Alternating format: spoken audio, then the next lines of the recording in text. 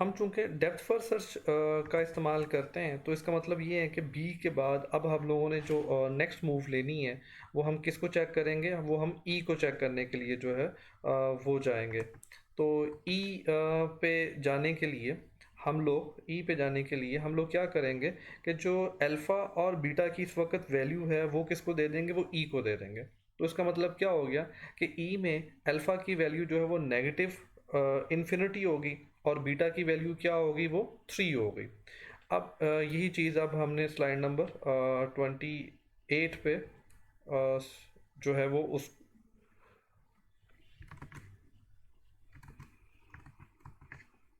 मुझे तो यहाँ पर अगर आप देखें स्लाइड नंबर 28 में, तो हम लोगों ने ई को सबसे पहले किस चीज़ से इनिशलाइज करना है, हम लोगों ने वो वैल्यू से इनिशलाइज करना है जो कि बी में अल्फ़ा और बीटा की वैल्यू थी।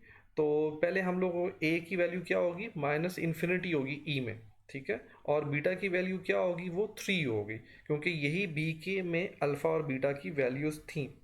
अब यहाँ पर आने के बाद अब हम ये कहते हैं कि हम लोगों ने देखा सबसे पहले 5 को, ठीक है, सबसे पहले हमने, चूंकि मैक्सिमाइज़र है तो मैक्सिमाइज़र हमेशा किसकी वैल्यू चेंज करता है, अल्फ़ा की वैल्यू चेंज करता है। तो अब हमारे पास यहाँ पे जो कंपैरिजन बनता है वो कंपैरिजन क्या बनेगा कि माइनस इन्फिनिटी और 5 में से बड़ी वैल्यू क्या है। तो ऑब्वियसली इनमें से जो बड़ी वैल्यू होगी वो अल्फ़ा की वैल्यू हम लोग कर देंगे, तो अल्फ़ा की वैल्यू माइनस इन्फिनिटी से चेंज होके 5 हो गई। अब जब भी आप लोगों ने चेक करना है, तो आप लोग सबसे पहले किस चीज़ की वैल्यू को चेक करते हैं, अल्फ़ा और बीटा की वैल्यू को चेक करते हैं। तो जैसे हम लोगों ने पहले कंडीशन का जिक्र किया था, अगर तो अल्फ़ा की वैल्यू बीटा के बराबर या बीटा से बड़ी हो जाती है तो उस वक्त हम लोग क्या कर देंगे, प्रूनिंग कर देंगे। अगर ई में अगर आप इस वक्त देखें तो ई में अल्फ़ा की वैल्यू जो है वो बीटा से बड़ी हो गई। अगर अल्फ़ा की वैल्यू बीटा से बड़ी होगी तो मतलब ये है कि हम लोग 9 वाली नोड जो है उसको विजिट ही नहीं करेंगे बल्कि उसकी प्रूनिंग कर देंगे। उसको हम यही सपोज करते हैं कि यहाँ पे हम लोगों ने ट्रैवर्स नहीं करना।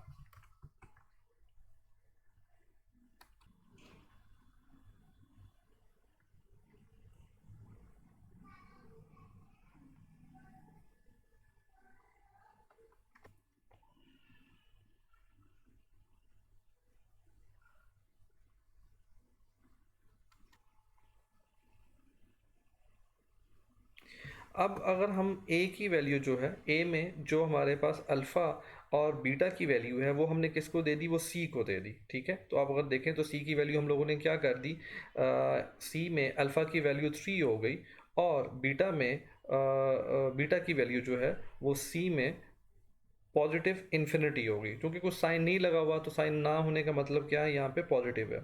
और यही वैल्यू, चूंकि हम डेप्थ फर्स्ट सर्च ट्री की बात कर रहे हैं तो ऑब्वियसली हम लोग, उसका मतलब है कि पहले सी के बाद सी को पहले हम नहीं ट्रैवर्स करेंगे बल्कि हम कहाँ पे चले जाएंगे, एफ पे चले जाएंगे।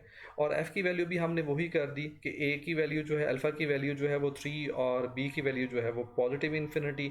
और उसके बाद अब हमने चेक करना है ज़ीरो को, कि ज़ीरो। अब हम टर्मिनल नोड पर पहुंच गए। टर्मिनल नोड पर पहुंचने के बाद अब हम देखते हैं कि अल्फ़ा की वैल्यू और जो टर्मिनल नोड की वैल्यू है इनमें से बड़ी वैल्यू कौन सी है, तो ऑब्वियसली 3 बड़ा है, तो इसलिए यहाँ पे अल्फ़ा की वैल्यू चेंज नहीं हुई।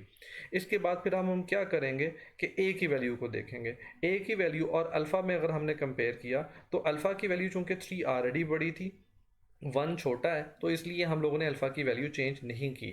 लेकिन अगर 0 और 1 में अगर हम कंपैरिजन करते हैं तो 0 और 1 में बड़ी वैल्यू कौन सी है, 1 है, तो एफ़ की वैल्यू क्या कर दी हमने, 1 कर दी। मैं ये पहले भी बात कर चुका हूँ, दोबारा रिपीट करता हूँ कि हर नोड पे 3 तरह की वैल्यूज़ को देखा जाएगा, अल्फ़ा की वैल्यू, बीटा की वैल्यू और नोड की अपनी वैल्यू। नोड की अपनी वैल्यू एक अलहदा चीज़ है, अल्फ़ा और बीटा की वैल्यूज़ एक अलहदा चीज़ है। तो इसलिए यहाँ पर f की वैल्यू 1 हुई है। 1 क्यों हुई है, क्योंकि उसकी जो चाइल्ड नोड थी उनमें से बड़ी नोड की वैल्यू जो बनती थी वो 1 थी, इसलिए वो f की वैल्यू होगी।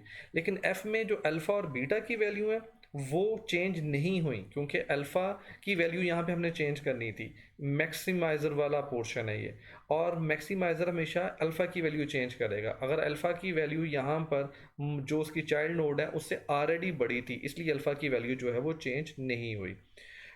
अब अगर हम ऊपर जाएंगे, जैसे स्लाइड नंबर 30 पे हम कहते हैं, तो यही वैल्यू किधर चली गई हमारे पास, सी में अब हम चले गए। अब सी क्या चेक करेगा, वो एफ की वैल्यू को चेक किया। अब सी के वो चेक कर रहा है एफ की वैल्यू, और वो किसकी वैल्यू चेंज कर सकता है, वो बीटा की चेंज कर सकता है। तो सी की पहले वैल्यू क्या थी, वो थी पॉजिटिव इन्फिनिटी। लेकिन यहाँ पर अब सी की वैल्यू क्या हो गई है, क्योंकि उसने कंपेयर किया माइनस इन्फिनिटी और वन को, तो इन दोनों में से छोटी वैल्यू चूंकि वन थी, इसलिए बीटा की वैल्यू जो है वो वन हो गई। तो बीटा की वैल्यू माइनस इन्फिनिटी और वन का हमने कंपेयर किया, इन दोनों में से अगर जो छोटी वैल्यू है वो वन जो है हम लोगों ने उस लिए उसको चेंज किया, और बीटा की वैल्यू जो है वो हमने यहाँ पर वन कर दी। अब अगर हमने जाना था जी पर, लेकिन जी से जाने से पहले, जैसे हमने पहले कहा कि जब ये ट्रैवर्स करना है, आपने कोई भी ट्रैवर्सिंग मूव लेने से पहले आपने अल्फा और बीटा की वैल्यू को चेक करना है। तो अगर यहाँ पे हम चेक करते हैं तो अल्फा की वैल्यू बीटा से बड़ी है, अगर ये बड़ी तो मतलब है कि हम उस सब ट्री को विजिट ही नहीं करेंगे। तो यहाँ पे दोबारा हमने प्रूनिंग कर दी। अब यही फ़ायदा है कि हम लोगों ने प्रूनिंग की वजह से हमें पूरा ट्री ट्रैवर्स नहीं करना पड़ता। हमें अल्फ़ा और बीटा की वैल्यू जो है वो ये इंडिकेट कर देती हैं कि हमें यहाँ पर जाने से कोई फ़ायदा होगा कि नहीं होगा। तो यहाँ पे जी नोड को प्रून कर दिया गया। अब इस कंडीशन के ट्रू होने की वजह से जो हमारे पास हम लोगों ने जी को जो है वो प्रून कर दिया। अब अगर हम स्लाइड नंबर 30 पे जाके, जो कि हमारा स्टेप नंबर 8 है, उसमें जाके देखें तो अल्फ़ा की वैल्यू जो है, सॉरी ए की जो वैल्यू है वो यहाँ पर 3 ही रहेगी। 3 क्यों रहेगी, क्योंकि जब हमने कहा कि वैल्यूज़ जो है वो ऊपर जाती हैं, अल्फ़ा और बीटा की वैल्यू जो है वो अपने पेरेंट नोड की तरफ नहीं जाती हैं। तो यहाँ पे मैक्सिमाइजर ने क्या करना है, 3 और 1 को देखना है। तो जो अल्फ़ा और बीटा की यहाँ पे वैल्यू थी उस लिहाज से वो पहले चेक कर लेगा कि हमने विजिट करना है सी को कि नहीं करना। अगर उसने विजिट करना था तो ऑब्वियसली वो सी पे गया था, जैसे कि पिछली स्लाइड हम लोगों ने 6 और 7 स्टेप्स में देखा था। तो वो कंडीशन चेक करके ही सी पे गया था। तो अब वो अपनी अगर वैल्यू को अपडेट करेगा, अपनी वैल्यू को कैसे अपडेट करेगा, वो चेक करेगा 3 की वैल्यू जो कि बी में है और 1 वैल्यू जो सी में है, इनमें से जो मैक्सिमम वैल्यू है वो चूंकि 3 थी, इसलिए वो ए में स्टोर हो गई। अब इस पूरे ट्री में हमें फ़ायदा क्या हुआ कि हमारी ट्री की सर्चिंग थोड़ी हो गई। हमने सी का half part, half sub tree जो है उसको जो है नहीं विजिट किया, ई ने अपना एक सब ट्री विजिट नहीं किया। तो ये फ़ायदा हुआ हमें प्रूनिंग का।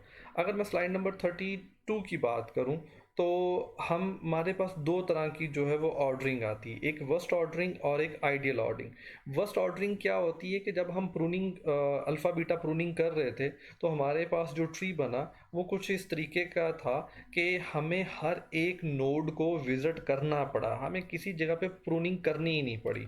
अगर ये सूरत हाल हो जाती है तो हम उसे कहते हैं कि वो हमारी वर्स्ट ऑर्डरिंग है। और वर्स्ट ऑर्डरिंग में जो उसकी टाइम कॉम्प्लेक्सिटी है वो है बिग ओ बी की पावर एम। तो यहाँ पे बी से मतलब ब्रांचिंग और एम से मतलब उसकी डेप्थ है।